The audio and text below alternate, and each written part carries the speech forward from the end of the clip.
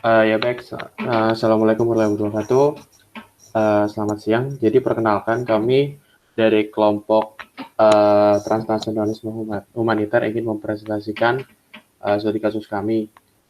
Di sini anggotanya ada saya sendiri, Muhammad Farhan Gifari, ada teman saya Berta Kamala Dewi, Daniatul Fadila, Dinda Maharani, Faza Alfarisi, dan Raihan Akmal. Oke. Ya, topik yang kami bahas hari ini adalah ada definisi dari transnasional humaniter itu sendiri, contoh transnasional dan aktor, deskripsi contoh, deskripsi studi kasus, dan analisa studi kasus. Nah, yang pertama itu kita harus mengetahui dulu terlebih dahulu apa sih kira-kira definisi dari transnasionalisme. Nah, humaniter sendiri itu merupakan adalah definisi dari humaniter kalau yang saya ambil dari KBBI berdefinisikan adalah sebagai kemanusiaan dan definisi transnasionalisme sendiri menurut Pamela Graham tahun 1997 adalah fenomena sosial dan agenda penelitian ilmiah yang muncul karena manusia semakin saling terhubung dan perbatasan ekonomi serta sosial antar negara semakin kabur. Jadi fenomena transnasionalisme ini merupakan sebuah fenomena sosial yang mana itu tidak ada lagi melihat adanya perbatasan ekonomi serta sosial di antara negara. Jadi bebas saja hubungannya. Nah, lalu setelah digabungkan, jadi kalau transnasionalisme itu di humaniter itu sebenarnya adalah fenomena sosial dan agenda penelitian ilmiah yang muncul karena manusia semakin saling terhubung dan perbatasan ekonomi serta sosial antar negara semakin kabur dikarenakan adanya suatu fenomena yang terjadi dalam bidang kemanusiaan. Selanjutnya, kita akan membahas mengenai apa saja contoh dari transnasional humaniter sendiri. Nah, salah satunya ada human trafficking di Thailand. Seperti yang kita tahu, Thailand merupakan salah satu negara yang perekonomiannya cukup mumpuni jika dibandingkan dengan negara-negara tetangganya. Nah, seiring berjalannya waktu, ancaman pun juga kian beragam. Salah satu ancaman non-tradisional yang saat ini sering terjadi di Thailand adalah human trafficking. Bentuk human trafficking yang paling sering terjadi di Thailand sendiri adalah eksploitasi seksual terhadap wanita. Thailand sebagai negara asal terjadinya human trafficking memperdagangkan para wanita, anak-anak maupun orang-orang yang ingin bekerja di luar negeri. Kebanyakan negara tujuan yang menjadi objek Thailand untuk mengirimkan traffickingnya adalah Afrika Selatan, Australia, Jepang, Jerman, Amerika, Inggris, dan masih banyak lagi. Dan yang paling utama menjadi tujuan human trafficking ini adalah Jepang. Kira-kira setiap tahunnya ada sekitar 25.000 orang yang memperpanjang visa di Jepang dan hampir 90% diantaranya adalah wanita. Thailand sebagai negara tujuan human trafficking. Thailand sendiri sering menerima banyak imigran gelap yang masuk ke negaranya. Dapat dikatakan bahwa negara yang masih berkembang ini memiliki perekonomian yang lebih pesat ketimbang dengan negara-negara tetangganya. Sehingga hal ini memungkinkan untuk orang-orang masuk ke Thailand untuk mencari kehidupan yang lebih baik dan meningkatkan taraf ekonominya. Hampir sekitar 2 juta imigran ilegal masuk ke Thailand. Banyak di antara mereka yang berasal dari negara tetangga seperti Brunei dan Myanmar. Yang selanjutnya adalah Thailand sebagai negara transit human trafficking. Karena letak Thailand yang berada di tengah wilayah Asia Tenggara, itu memudahkan para human trafficker untuk memobilisasi kegiatannya ini. Salah satunya yaitu Chinese Human Trafficker and Smuggler yang menggunakan Thailand sebagai negara transitnya. Awalnya mereka memobilisasi melalui Myanmar, kemudian melewati bagian utara Thailand, lalu kemudian masuk ke Bangkok. Di Bangkok sendiri ada tempat seperti Chinatown yang cukup luas sehingga para imigran ilegal yang dari China ini dengan mudah untuk berbaur dengan penduduk lokal di sana. Dan mereka menunggu di tempat seperti tempat persembunyian dan menunggu untuk nantinya dikirim ke negara-negara tujuannya. Next.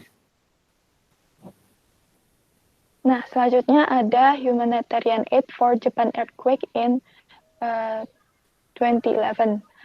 Seperti yang kita tahu, pada 2011 terjadi sebuah bencana di Jepang, yaitu gempa dan tsunami yang berkekuatan 9,0 skala Richter dan memicu tsunami setinggi 10 meter. Setidaknya ada lebih dari 10.000 korban jiwa yang menjadi korban pada waktu bencana itu terjadi. Ada beberapa wilayah yang terkena dampak parahnya seperti Miyagi, Fukushima, Iwate, Yamagata, Ibaraki, Chiba, Akita, dan Aomori. Sebagai bentuk respon atas kejadian itu, banyak negara dan organisasi internasional memberikan tawaran bantuan untuk Jepang ini. Setidaknya ada sekitar 160 negara dan 43 organisasi internasional yang memberikan tawaran bantuan kepada Jepang atas musibah tsunami dan gempa bumi. Next.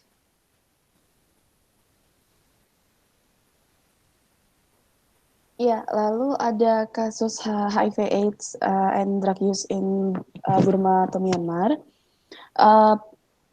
Burma sendiri itu merupakan negara penghasil opium yang mana Burma itu menjadi produsen opium ilegal terbesar kedua di dunia setelah Afghanistan. Sebagai negara penghasil opium, Burma secara tradisional telah mengenal penggunaan opium termasuk untuk keperluan pengobatan. Sebagian besar opium dibudidayakan di negara bagian Shan dan sedikit banyak di negara bagian Kachin.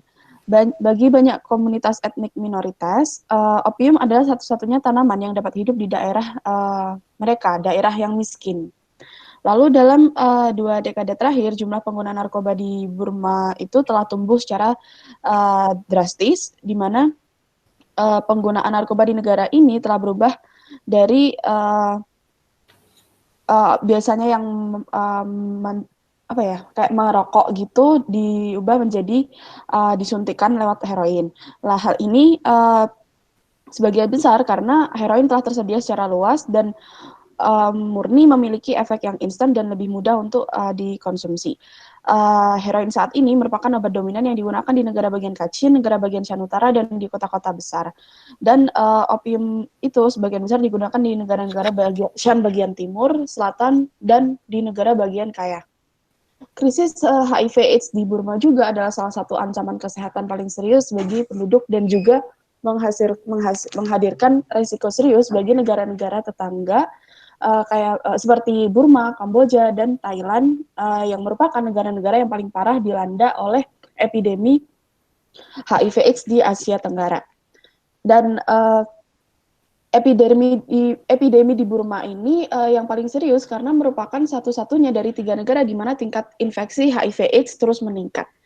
Penyebaran epidemi HIV/AIDS ini dan penggunaan heroin itu secara simultan di Burma atau Myanmar telah menghasilkan prevalensi HIV yang sangat tinggi di kalangan IDU.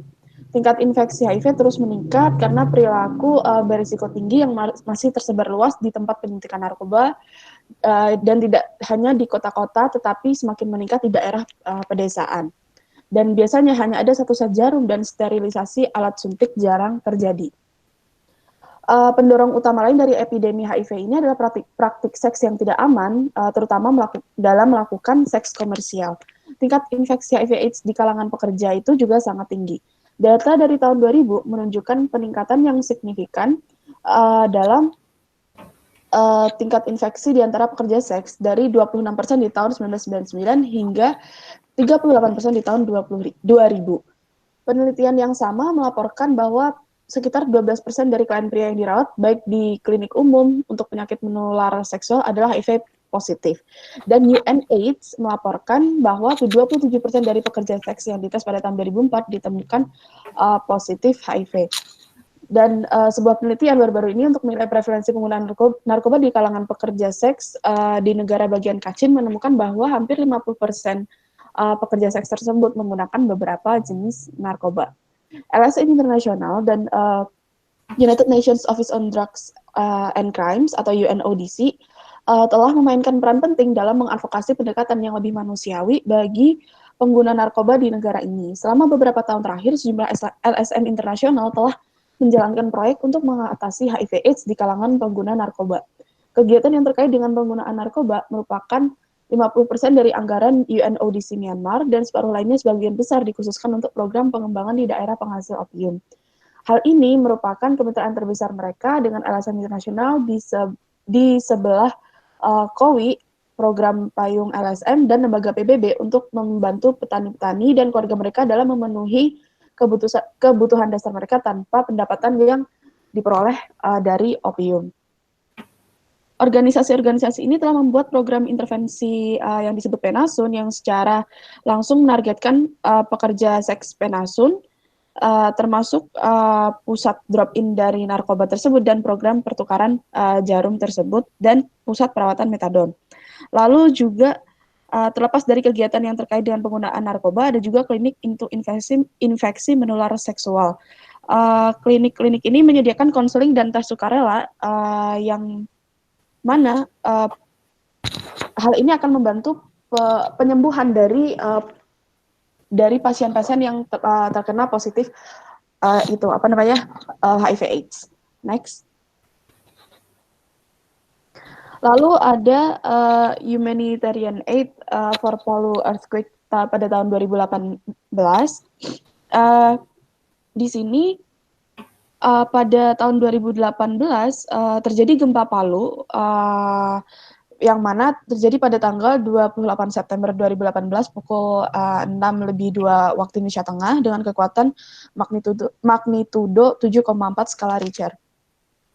Di mana pusat gempa ini berada di 26 km utara Donggala dan 80 km barat laut ibu kota Palu dan memakan korban jiwa sebanyak kurang lebih 2.081 orang. Dan wilayah-wilayah yang terdampak ini banyak, terutama dirasakan di Kabupaten Donggala, Kota Palu, Kabupaten Parigi Mutong, Kabupaten Sigi, Kabupaten Poso, Toli-Toli, Kabupaten Mamuju, bahkan hingga Kota Samarinda dan Kota Balikpapan. Lalu pemerintah Indonesia merespon bencana ini dengan berkoordinasi dengan otoritas manajemen bencana regional seperti PMI, organisasi non-pemerintah atau LSM, PBB, dan donor internasional untuk memenuhi kebutuhan populasi yang terkena dampak bencana di Sulawesi Tengah. Lalu juga adanya beberapa dukungan-dukungan seperti adanya bantuan luar negeri dari pemerintah Amerika Serikat atau US Government atau USG yang mengumumkan bantuan tambahan sekitar $3 juta untuk menangani kebutuhan kemanusiaan yang mendesak di Indonesia. DoD juga telah memberikan otoritas hingga $5 juta dalam pendanaan untuk menangani kebutuhan kemanusiaan yang divalidasi oleh USAID atau OFDA dalam meningkatkan total dukungan kemanusiaan US Government untuk tanggapan dari adanya bencana ini hingga $11,7 juta. Dengan bantuan ini, US Government menyediakan perlindungan darurat, mata pencaharian, komoditas, bantuan tempat tinggal, dan dukungan WASH untuk populasi yang terkena bencana, serta bantuan teknis kepada otoritas manajemen bencana pemerintah Indonesia. Lalu juga adanya kerjasama antara Kementerian Sosial RI atau MOSA dengan dukungan dari UNICEF untuk mengerahkan 20 staf dengan mendukung kegiatan perlindungan anak dan memfasilitasi pelacakan dan reunifikasi keluarga di wilayah yang terkena dampak pada tanggal 14 Oktober 2018. Dan Kementerian Sosial telah mengidentifikasi dan mendaftarkan hampir 80 anak yang tidak didampingi atau dipisahkan. Serta di sini juga pada tanggal 16 Oktober, organisasi pertolongan yang seperti LSM juga telah menciptakan ruang ramah anak untuk mengimplementasikan kegiatan perlindungan anak yang mana dibawahi oleh PBB sendiri. Dan setidaknya ada 19 negara yang telah menjanjikan atau menyumbang lebih dari $50 juta dalam bentuk bantuan finansial untuk tanggapan Indonesia pada pertengahan Oktober. Dan totalnya mencakup sekitar $12,9 juta yang disumbangkan untuk rencana respon gempa bumi Sulawesi Tengah dan mewakili 26% dari 50,5 juta dolar yang diminta oleh rencana tersebut. Next.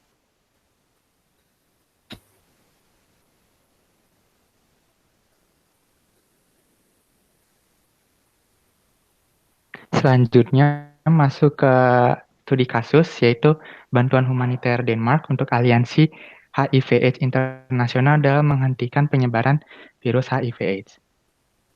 Hal ini merupakan bentuk bantuan kemanusiaan dari DANIDA atau Danish International Development Agency untuk aliansi HIV/AIDS internasional. Selain itu, aliansi HIV/AIDS internasional ini merupakan kemitraan global dari organisasi masyarakat sipil independen yang awalnya berbasis nasional dengan tujuan mengamankan hak asasi manusia semua orang yang terkena dampak HIV/AIDS. Tujuan dari aliansi ini adalah untuk menghentikan penyebaran HIV dan mengakhiri penyebaran virus AIDS. Hal ini dilakukan melalui tindakan untuk meningkatkan kesehatan dan hak asasi manusia dengan keterlibatan langsung dan melalui masyarakat setempat. Aliansi ini didirikan pada tahun 1993 untuk mendukung masyarakat di negara-negara berkembang dan untuk memainkan peran aktif dalam respon global terhadap AIDS. Kemitraan global ini bekerja di 40 negara melalui jaringan 36 organisasi penghubung, kantor negara di Myanmar, dan 6 pusat dukungan teknis regional di Afrika, Asia, Eropa Timur, Amerika Latin, dan Karibia.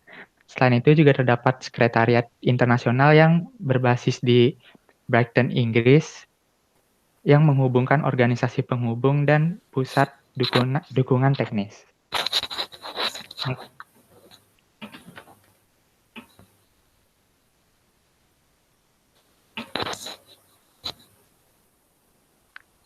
Selanjutnya, misi aliansi ini adalah untuk bekerja dengan masyarakat melalui aksi lokal, nasional, dan global tentang HIV, kesehatan, dan hak asasi manusia. Nah, dengan adanya misi ini, maka aliansi akan berfokus pada perlindungan hak-hak orang yang terkena dampak HIV, yaitu hak atas akses yang sama terhadap informasi dan layanan tanpa menghadapi stigmatisasi dan diskriminasi.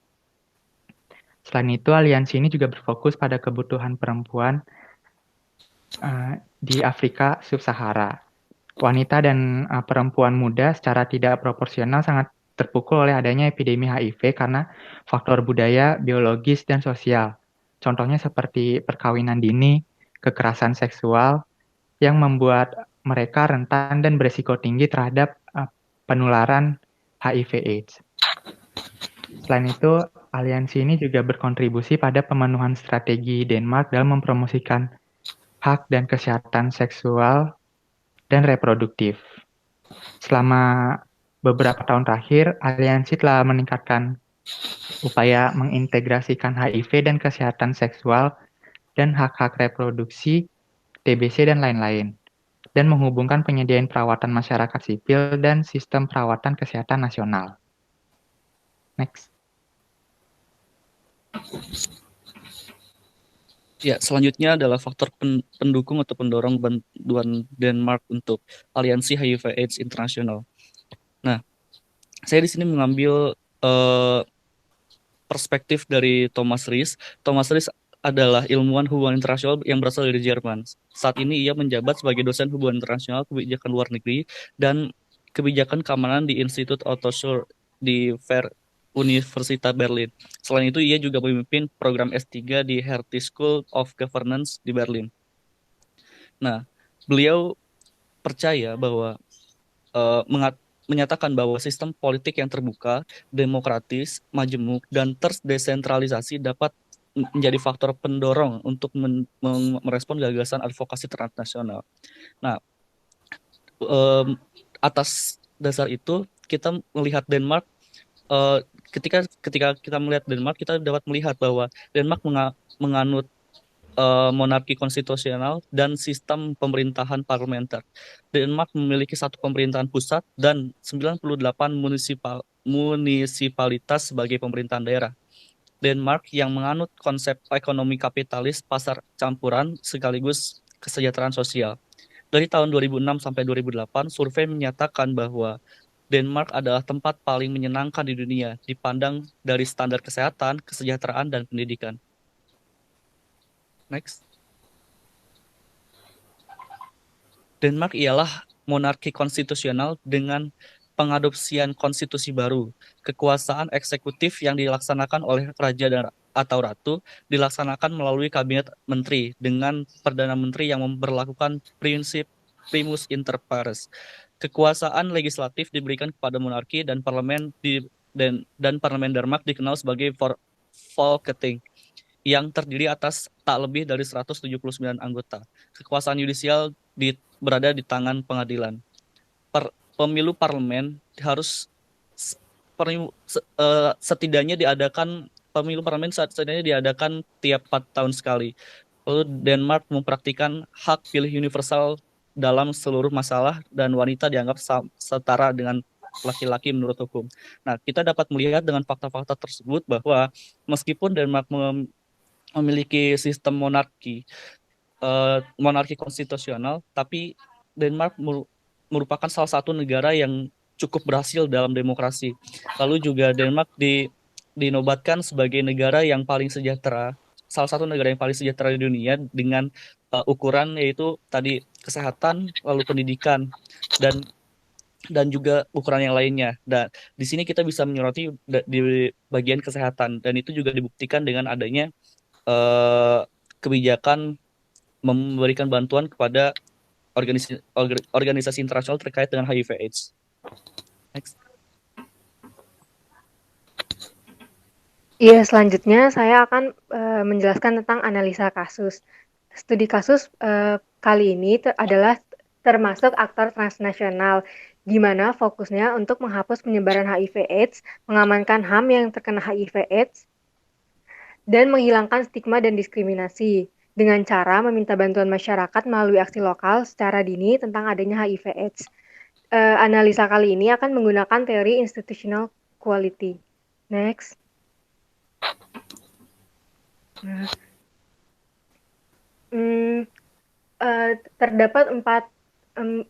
Terdapat empat hal dalam institutional quality, yakni clean bureaucracy, nationalization, risk of expropriation, dan rule of law. Clean bureaucracy adalah birokrasi yang bersih, di mana karena Danida sendiri adalah dikuasai di bawah pemerintahan Denmark sendiri, maka kecil kemungkinan terdapat korupsi di dalamnya, karena Danida juga mempunyai kerjasama langsung dengan negara-negara dan organisasi yang lain. Selanjutnya nasionalisasi. Nasionalisasi mungkin terjadi karena sumber atau asal dari Danida itu sendiri adalah dibawahi oleh Denmark langsung. Selanjutnya ada risk of expropriation, yakni pengambil alihan kekuasaan. Pengambil alihan kekuasaan sangat mungkin terjadi karena Danida sendiri tidak mempunyai kekuasaan yang mutlak atas organisasi itu sendiri. Selanjutnya ada rule of law.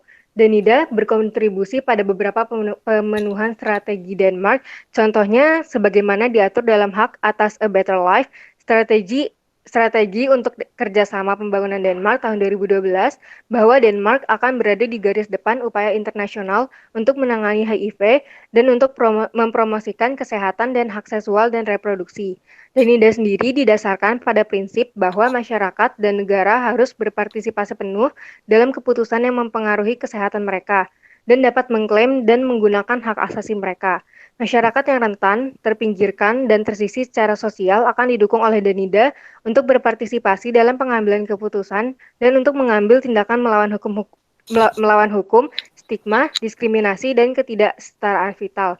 Pendekatan ini sejalan dengan strategi kerangka kerja untuk kesetaraan gender, hak, dan keanekaragaman dalam kerjasama pembangunan Denmark tahun 2014. Seperti yang sudah dikatakan Rehan tadi, Danida juga berkontribusi pada pembunuhan strategi Denmark seperti promosi seksual dan kesehatan hak reproduksi tahun 2006. Next. Sekian presentasi kami. Mohon maaf apabila ada kesalahan. Terima kasih.